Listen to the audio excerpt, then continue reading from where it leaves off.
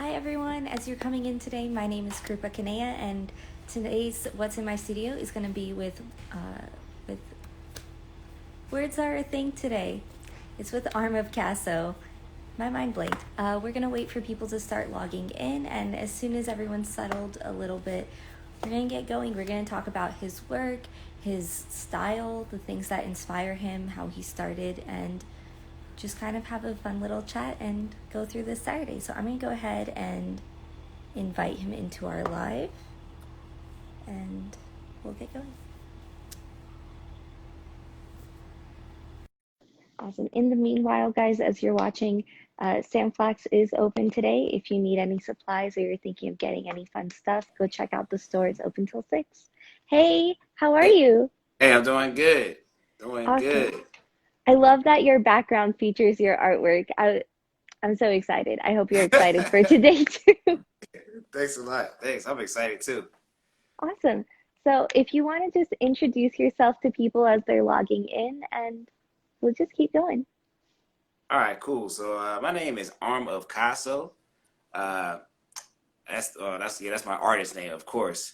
And my government name is Antonio MclWayne, but I go by Arm of Casso. Awesome. I love how you say government name too. I have a Yeah, I 'cause, have a couple of friends who do that, and I'm like, well, what do your parents call you? that's But like an AKA. yeah, Art names are like AKA names and stuff like that. no, I get that. I always tell people like for me, I use my government name for everything. It is Krupa. But when my parents call me, if they use my actual name, I'm like, oh, I'm in trouble. Usually I get the, hey, Beta, can you do this? Hey, kiddo, hey, whatever. And I'm like, oh, you know my name now? I'm in trouble. Let me switch my Yeah. attitude real quick. There's a problem about to go down. So yeah, I'm excited. You have really impressive work, really fun style.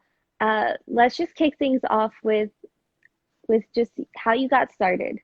Start from the beginning. All right, so I got started at a very early age. What really set me on my art journey was like actually failing this like test I took in art school in kindergarten. And ever since that day, I had to keep like, because I failed the test the first time because I really wanted to get into the school. So I kept going back home and I just like looked at a whole lot of comic books and I just kept like, drawing and drawing and drawing until I went back the second time and then I passed the test. And from that point, I entered many competitions throughout elementary school. And also, I went to a creative and performing arts high school. And from there, I was around a whole lot of other creatives and great teachers. And that there just sharpened my skills. And from there, I just kept creating. That's awesome. Do you feel like you obviously started a lot younger than most people? So being in an arts high school, how do you feel that set you up for success later down the line? Well, it definitely got you prepared, for competition because it was a lot of competition at the school, And Yeah. also, it was the first time that you actually had like professionals, critique your work, because before that, it was just, you're in elementary school and everybody's like, oh, you're an amazing artist. You're so great. Everybody giving you a thumbs up and everything. And just as soon as you get into like high school, it just becomes so real. Like, things just start just like changing up.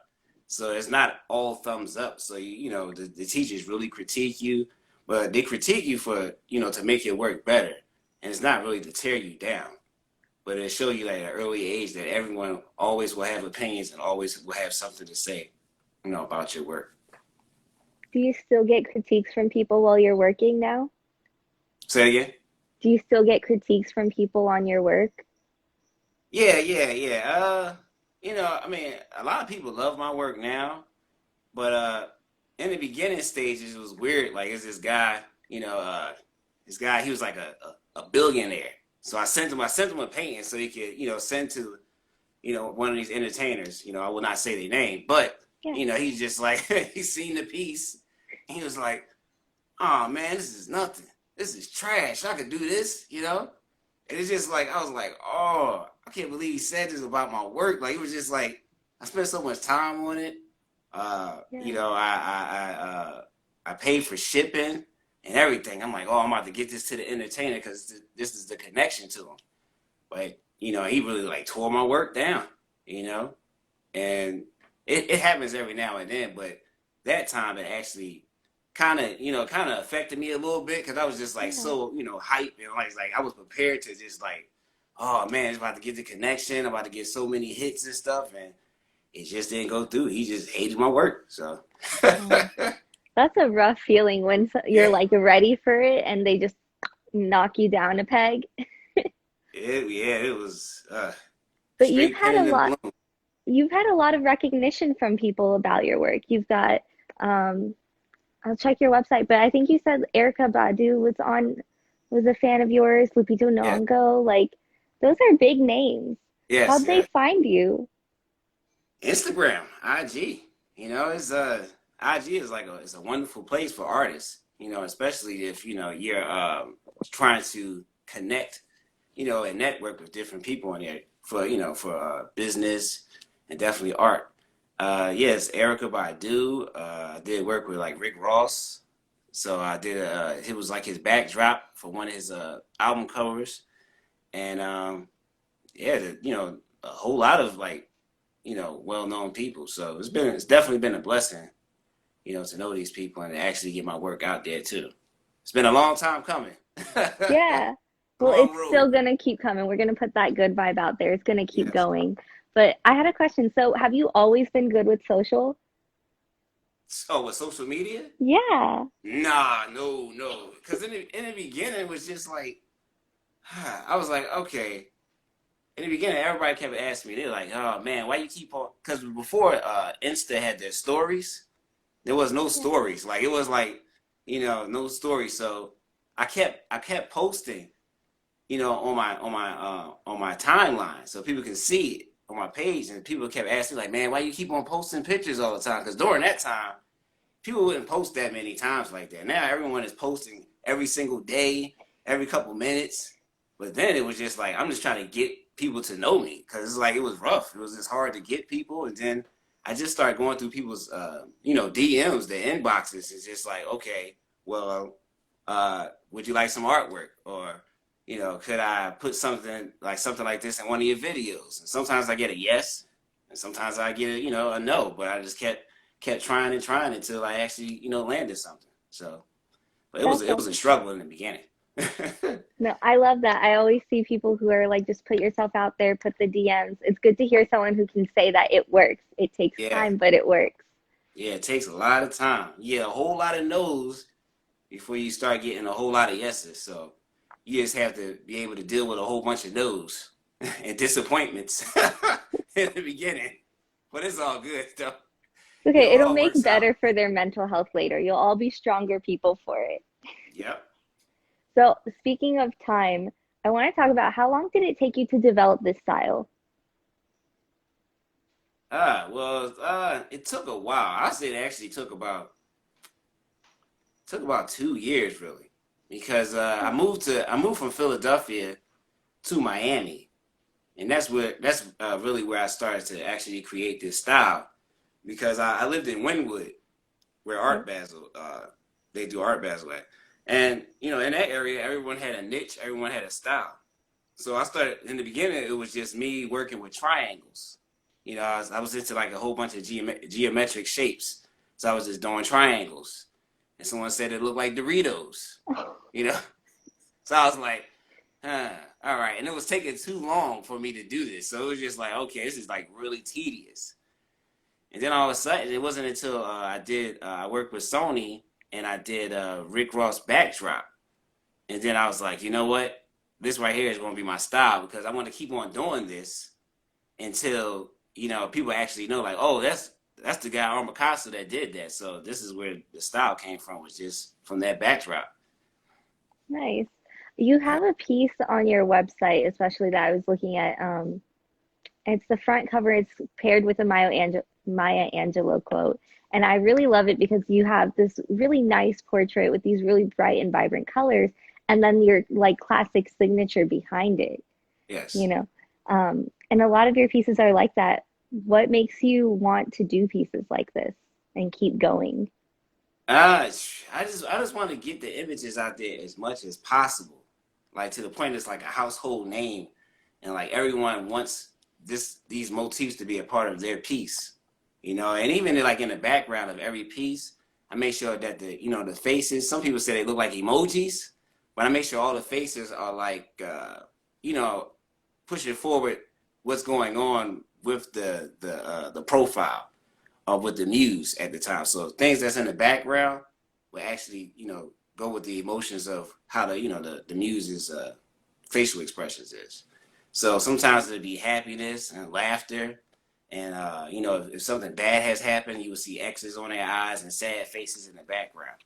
So that's why I have to make sure they're in the back of every piece so people keep on seeing them and stuff. Nice. Did you have you always done like the emoji type of faces in your work when you were smaller too? No. It didn't really start until I actually moved to Miami. So that's when that actually started. And a lot of those faces I actually used to see when I was younger, because the neighborhood that I used to live in Philadelphia was kind of rough. So it would be a lot of graffiti, or it just would be like people tagging on people's walls, or in certain schools, elementary schools I went to, they would have that inside the bathrooms on the stalls, like X's In on the elementary eyes. And school? yeah. I went to I went to a rough elementary school in Philadelphia, so it's like that's when I really got introduced to graffiti though. So it's just people would be tagging on the walls, the stalls of the bathrooms and stuff, and then I just like started to absorb all of that. So that's where all these type of images. That's why some of the work seems kind of like street. Like some people say, it seems like graffiti a little bit, mixed with a little bit of fine art. So that's where the street part comes from. Now, when have you done graffiti like outdoors and things like that in the past? That's the crazy part. I never done graffiti. Really? Yeah, I I never. think you would like it. I think it's really fun. Not condoning it, guys. If you're going to do it someplace legal and safe and all of the things, but it is Yeah. fun. And your style would lend really like into that environment a little bit. So then tell me this, do you use spray paint when you're creating this now, or are you using like a marker or acrylic? What's your medium? I use all markers. Everything is markers now. I want to graduate to spray paint. Just got to figure that out. Because it's like a medium I really don't deal with too much. Everything is just like straight, like, markers and stuff like that. But yeah, one of these days, I'm going to use spray paint. I know in my garage, like, I'm about to turn it into like a studio. So I have like the wall spray painted in there. That's like Nice. my So then practice ground. behind you, is this a part of your current studio, or is this like Well, in your house? what's funny is this room now used to be my studio, but now I have a 9 month daughter, and Oh, she then took over this room. So well, this is one, her room now. congratulations. Like that's a Thanks a big lot. step. Yeah, I know, Do you right? Yeah. So Are it's you been hoping that she'll adapt into your artistic lifestyle as she ages? yeah, me too. Now she loves grabbing for phones because she's always seeing me like drawing pictures on phones. So she's just trying to just grab it. So she's been seeing it since she's been born. So I mean, Okay, we'll have like a tiny Picasso coming up. It'll be so cute. yeah, that's it will. It'll be something. So I would like to see, what she like actually likes, how she starts to absorb things. I know she looks at the images a lot now because they say that babies are actually able to concentrate on colors that are black and white. So like a lot of my images are black and white. So she's always like touching it and, looking at it and stuff. So really touches my heart. Nice. Do you Yeah. think your art style will change as she grows to kind of adapt into this more child-friendly environment that you have to create? Not that your work's not child-friendly already. I'm just curious if you think it'll adjust as your family life adjusts. I mean, the only way to adjust it really is that I try to finish my work as quick as possible. Because, having a baby, you really have to juggle a lot of hats. Sometimes you're like, all right, let me get this done real quick, because then I gotta feed her, or then I gotta change the diaper. Let me draw this real fast. Up, she's crying. So everything's like super fast. That's the only way. that my work has really changed is that I have to get faster now. That's about it. Do you, so are you finishing more pieces as a result?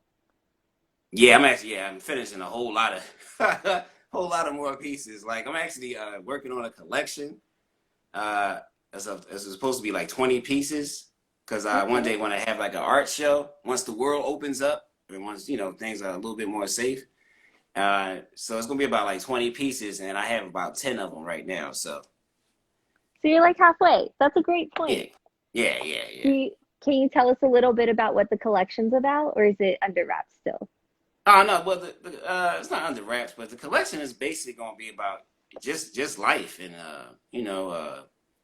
different type of like colors and every piece is gonna stand for something.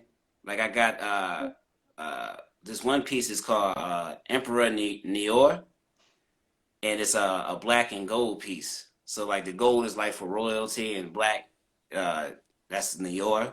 I hope I'm saying it right. But yeah, that's what it stands for. So I have a whole lot of pieces that's like with different colors on the canvas, but it will like stand like the name will have like a meaning behind it. Do you work a lot with like metaphorical messages in your work? Yes, yes, yes, yes. Because everything, I try to make sure that everything has like a message too. I just don't want to create something that's just like, oh, okay, this colors and lines, So everything has a meaning. And I used to write poetry a long time ago. So now I try to just put all my poetry and my music, and my music style into my art now, because those days are done and over I with. Oh no, I love poetry. I'm Okay. such a like sucker for it. Are you still reading anything that you feel like you feed off of that energy now? Well, not really. A lot. It's so weird. Like a lot of the poetry, like because actually saying that I was like a poet, I was actually rapping. So everything would actually come from like music and the music that I would listen to, you know. So I'm like a major Tupac fan. So I would listen to like all his music, Mos Def, Talib Kweli, Lupe Fiasco. It was just like that's the type of you know uh, music I would listen to for like inspiration for my poetry and stuff. Nice. So I guess now when you're working and stuff, I know you kind of had to do it in sections, but do you still get to set up this environment for yourself? Like, do you get to turn on your music and set out your markers and do all of this, like almost like therapeutically, but like, yeah, how do you set yourself up so that way you can give that attention with the little time that you have? Yeah, like you said, yeah, I listen to a whole lot of music while creating. Like I can't even create artwork without listening to music. It's like it like helps me, it like guides me to work, better. But I Yeah. listen to all types of music, from the oldies, uh, to the new school. Like I listen to everything from Public Enemy to the Doobie Brothers, the Saturday Night Fever. I listen to everything. Miles Davis, like listen to a whole lot of music. Billie Holiday. But I always have to listen to something to get me in the mood to do work. So it helps me out, a whole lot.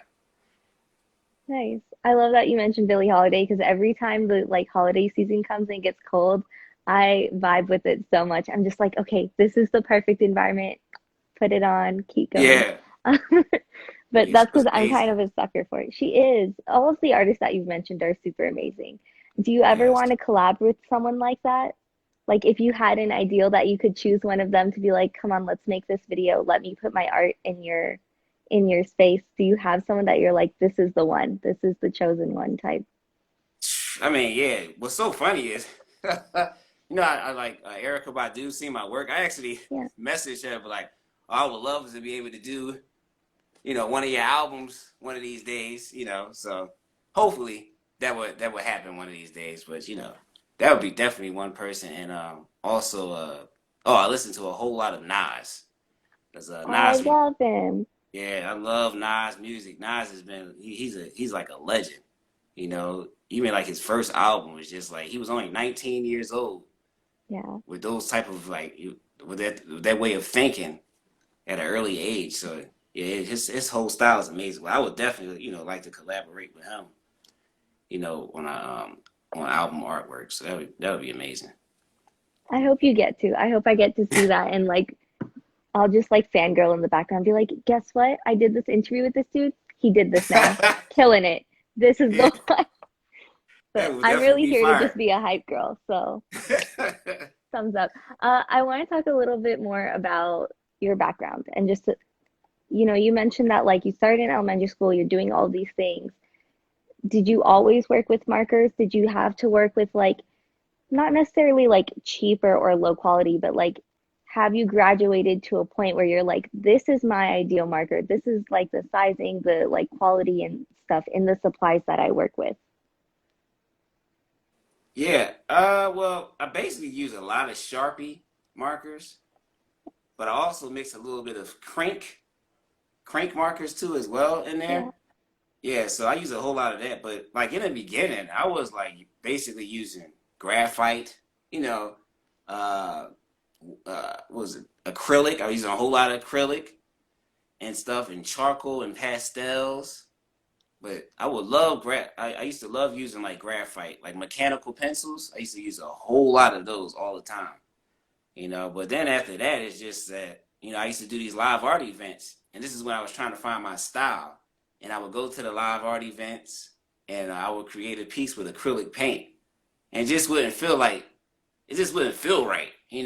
But I didn't want to Yeah. start, breaking out the markers yet because it's like everyone around you is just using paints and stuff and brushes, and I'm just like, I don't even think they're gonna respect this yet. They're just gonna look at it as just like, nothing wrong with doodling, but it's just like, oh, that's just a doodle. It's just, so I didn't pull those type of supplies out yet. But it wasn't until later on when I actually became confident, in my style. Then I was like, okay, I'm just using Sharpies for everything, and that's it. Nice. Do Yeah. you still do live painting like that? Or in like a pre-corona world or post-corona Yes. world, depending on where we end up, will you be doing that? Yeah, yeah, yeah. I still be doing it. I actually just did a live art event down here. It was like for Halloween, and I did a live art event down there. But it was pretty cool. Everyone had their mask on and stuff. It's a different world. So it's just you gotta watch where you're setting up at. Like I was like, okay, I need to be outside, trying to be in an open space and stuff. You can't really be too much inside of a building and everything like that. But yeah, it was pretty cool though. But definitely after once things get back to normal, I'll definitely be doing live art again. I actually enjoy doing it because I like to actually show people that how fast I actually can create pieces and get things done on the spot. Nice. Do you ever, so because your medium dries a little quicker and stuff than like some of our oil painters and things, I'm just kind of curious, what is a typical timeline for you to finish a piece? Mm. Sometimes it takes me about I would say like a week to finish a Okay. piece.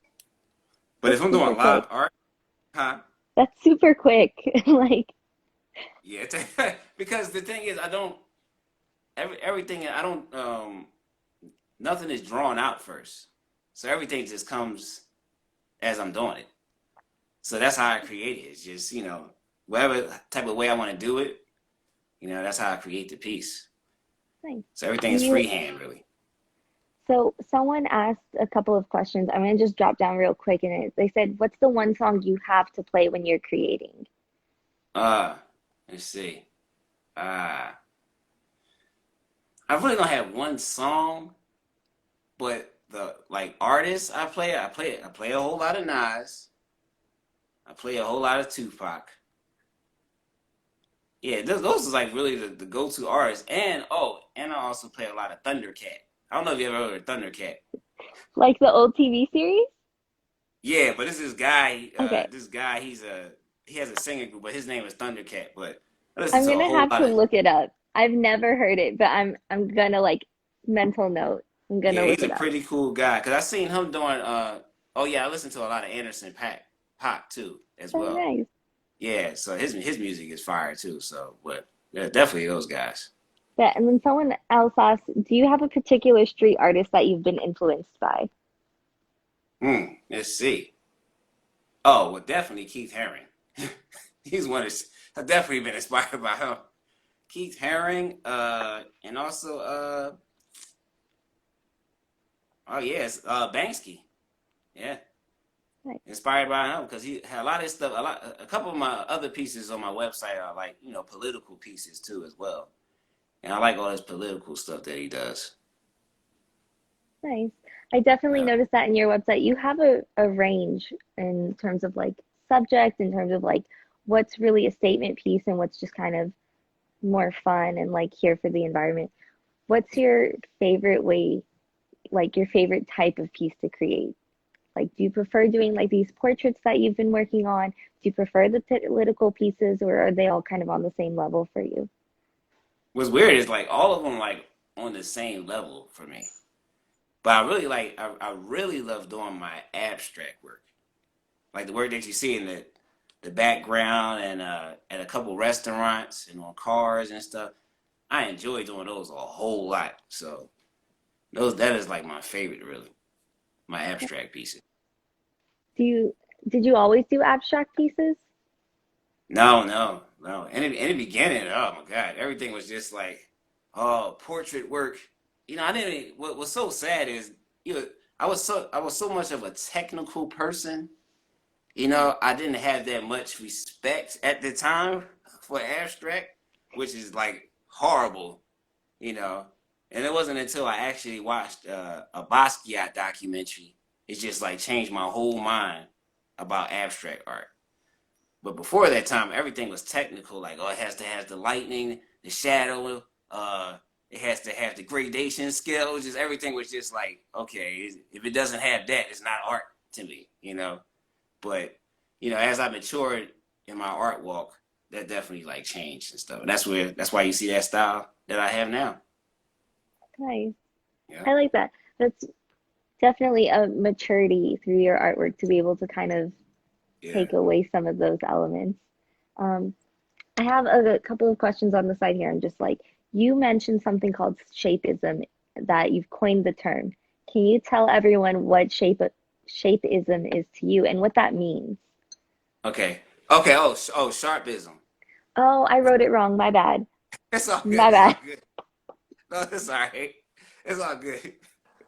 No, so Sharpism is a style that's basically created with Sharpie. This guy that we actually talked to a whole life, he's from Los Angeles, and his name is Travis. And he's the guy that actually created Sharpism, and it's in the Urban Dictionary. And someone seen my work in Miami, and it was like, yeah, you know what? You use a lot of Sharpies all the time for all of your pieces. Maybe you should call it Sharpism. I was like, what? Like, what is Sharpism? It was like, I'm gonna get you connected to this guy named Travis that's in Los Angeles, and maybe you could talk to him about, you know, stamping it as your style. And I was like, all right, cool, And then I talked to him. He was cool with it, because I'm not a type of artist that would just like take something from other artists and just like use it for myself. It should be like an artist code. Some artists don't stand by that code, but I don't like that. But anyway, he was like, "Yeah, it's cool, it's fine. You could do it." And I've been talking to him ever since then. So yeah, Sharpies is basically, you know, uh, every medium used with Sharpies, and also for me, I also say it's also pieces that have sharp lines. You can use it for both ways, sharp lines, anything that's like contour lines, because a lot of my pieces have contour lines in it too as well. So yeah, that's what Sharpism is pretty much. Nice. Sorry, ignore the bloop. There was something flying and I like zoned Oh in yeah, really quick. Um, it's that's all really good. Hold nifty. up, I'm be right back. Hold up, Yeah, do the things. because it's getting kind of.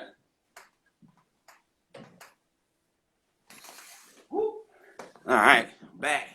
Yeah. I always have to be careful when we're doing these lives because I like in my daily do like small mannerisms or like I give myself sound effects. And so Oh, when like you people walk in and out and stuff, I'm like, "Doop," and I'm like, oh yeah. don't do that in a live. But at some point, people are gonna be like, yeah, that girl who does the sandflax thing, sound effects are great. I'll be like, thank you so much. But yeah. I think we've talked about a lot of things. I want to talk about representation. I've kind of asked it of everyone that comes through. I want to ask you too, how do you feel about representation in the art world? And how do you, if it needs to change, how does it need to change? Well, I feel like that. I feel like every culture should be represented in the art world. It should be everybody from different walks of life. I feel like it's been a pretty good job so far, as I can see. I think it's getting better nowadays, because a long time ago, I started a group in Philadelphia called Sharp with Art Group, and it was an art group that we like created for young artists or young African American artists that weren't able to get into the galleries that was in Philadelphia at the time, and because a lot of the galleries down in Philadelphia, it was around like I guess like Old City. It would be hard to get your work in there because it was like more of a European, style of work, and it would be like different type of cultures in there. But since that time, that was like the early 2000s, so things have totally changed thanks to social media. Social media changed a lot of things, so that has changed big time now. So it's getting better. It's getting better. Nice. Um, I guess more of a goal is how do you see people interpreting your work then as you're moving forward? You obviously mentioned that like whatever's happening in the forefront of the painting, you also bring into the emotion of the background. Um, so yeah, how do you want people to feel when they interact with your pieces? Yeah, I want them to see like the different layers in the piece. I wanted to like be like entertaining to their eyes because I don't like doing something that you're like, oh, okay, you just see a circle. I don't want you to see one circle. I want you to see like a circle and 100 other things, and then something behind that. So it's just like I want your eyes to keep on searching for more like images and things that are inside of the piece. So everything is just I just want to take people like on a journey every time they look at one of my pieces. Nice. So that's my And main.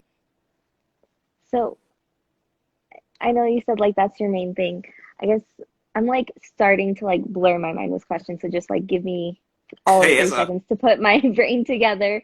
Um, yeah, it's a but I really wanted to know like you mentioned in your website and stuff too, and I know I'm referencing your website a lot. It's mostly because guys, if you're watching, like you should go and look at his website. Like it's great. right. Just random plug nonchalantly. But yeah, on your website you mentioned that you call yourself a fine artist, but you're like a mix between this like street world and this fine art world. And you have been in galleries, you have done murals. As you're going forward and finding these works, how do you find jobs? Like, how do you sustain yourself as an artist, financially speaking? Well, as of now, just a couple months ago, what's weird is I was working at the High Museum. I was a web shop coordinator, you know, and I got laid off because of because of COVID, you know, and from there it was just me like, okay, I need to find a way to make income some type of way, and I just started like contacting everybody that's on Facebook that I know, everybody on Instagram, Twitter, and also one of the other LinkedIn too as well.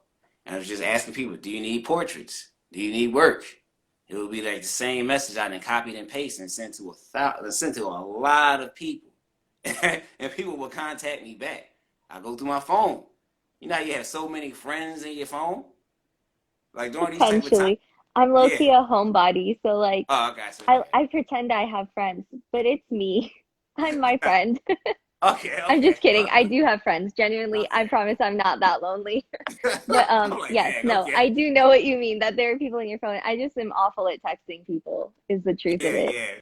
So, Some people but don't yeah, like doing that, but it's just that I always thought to myself that, uh, yeah, just went on pause.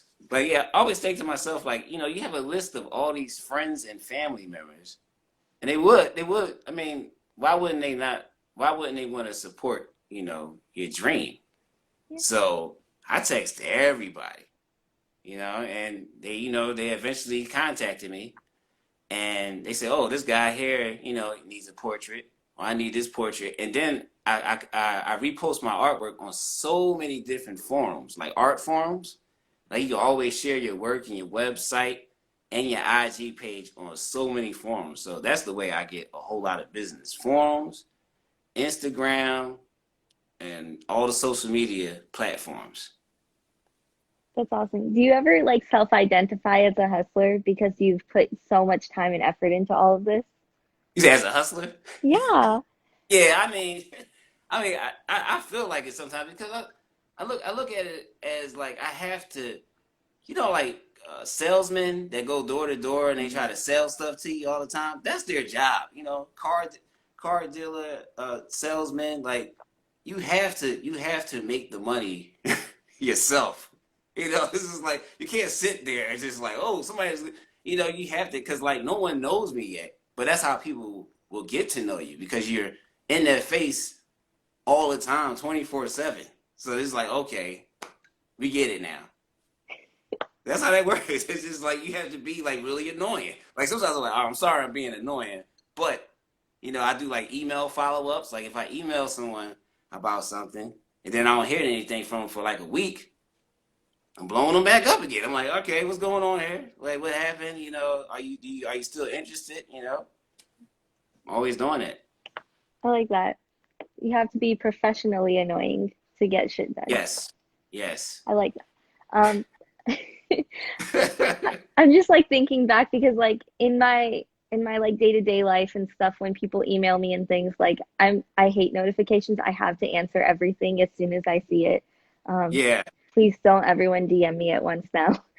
But no, I do think about that a lot because how you say you follow up and things, I think that's a super useful tool for people who might not be doing it.